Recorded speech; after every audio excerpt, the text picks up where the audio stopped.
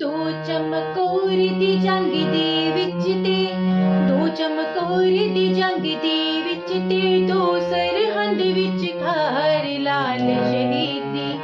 ਪਾ ਗਏ ਲਾਲ ਸ਼ਹੀਦੀ ਪਾ ਗਏ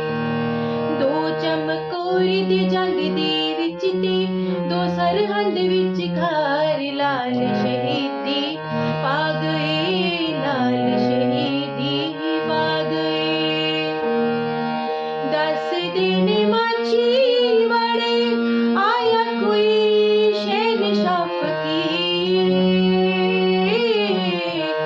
ਜ਼ੁਲਮ ਨੂੰ ਮਿਟਾਵਾਂਗਾ ਮੈਂ ਪੱਥਰ ਉੱਤੇ ਦਿਸਦੀ ਲਕੀਰ ਵਾਰ ਆਇਆ ਪਰਿਵਾਰ ਓ ਸਾਰਾ ਵਾਰ ਆਇਆ ਪਰਿਵਾਰ ਓ ਸਾਰਾ ਦਿੱਤਾ ਆਪਾ